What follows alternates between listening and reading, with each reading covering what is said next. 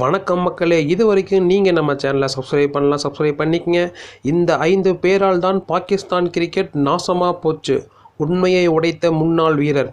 2024 T20 உலகக்கோப்பை தொடரில் பாகிஸ்தான் அணி குரூப் சுற்றுடன் வெளியேறியுள்ளது.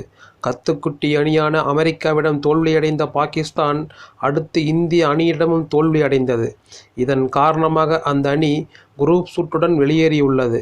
இந்த நிலையில் கடந்த 4 ஆண்டுகளாக பாபர் அசாம் தலைமையில் பாகிஸ்தான் அணி எந்த உலகக்கோப்பை தொடரிலும் சிறப்பாக செயல்படவில்லை என்ற விமர்சனம் எழுந்துள்ளது. மேலும் பாகிஸ்தான் அணியில் இருக்கும் குழு மனப்பான்மையை சுட்டிக்காட்டி முன்னாள் வீரர் வாசிம் அக்ரம் கடுமையாக விமர்சனம் செய்துள்ளார். 5 வீரர்களின் பெயர்களை குறிப்பிட்டு இவர்களால் தான் பாகிஸ்தான் கிரிக்கெட் அணி மோசமான நிலையில் இருக்கிறது என வெளிப்படையாக விமர்சனம் செய்துள்ளார். இது பற்றி வாசிம் அக்ரம் பேசுகையில், கடந்த 4-5 ஆண்டுகளாக பாபர் அசாம், ஷஹீன் அஃப்ரிடி, ஃபக்கார் ஜமான், முகமது ரிஸ்வான் மற்றும் ஹாரிஸ் ராஃப் ஆகியோர் தொடர்ந்து பாகிஸ்தான் அணிக்காக விளையாடி வருகிறார்கள். அவர்களுக்கு அதிக கால அவகாசம் கொடுக்கப்பட்டது.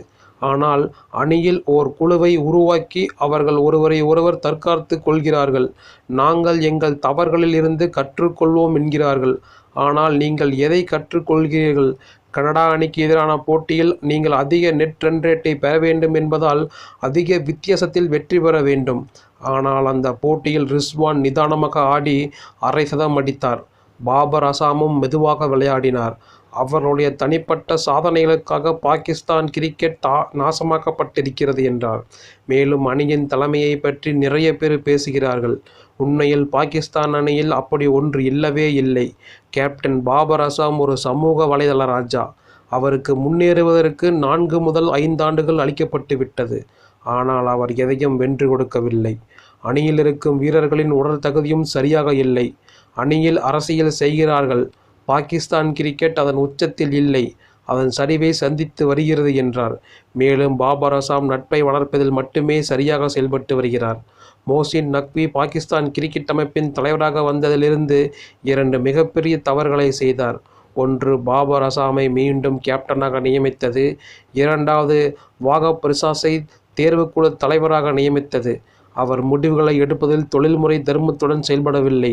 குழு மனப்பான்மையின் காரணமாக 8 வீரர்களை அணியிலிருந்து நீக்கக்கூடாது என அவருக்கு அழுத்தம் அளிக்கப்பட்டது. அந்த வீரர்களை அணியிலிருந்து நீக்காமல் போனால் அணியில் இடம் கிடைக்காமல் வெளியேற்றப்பட்ட வீரர்களுக்கு செய்யும் அநீதியாகும் என்று பொங்கினார் வாசிம் அக்ரம். முன்னதாக அக்தர் போன்றவர்களும் பாகிஸ்தான் அணியிலிருந்து பெரும்பான்மையான வீரர்களை நீக்கிவிட்டு இளம் வீரர்களுக்கு வாய்ப்பு அளிக்க வேண்டும் என கூறி வருகின்றனர். பாபர் அசாம் இனியும் கேப்டனாக செயல்படுவது கடினமே என்று கூறியுள்ளார்.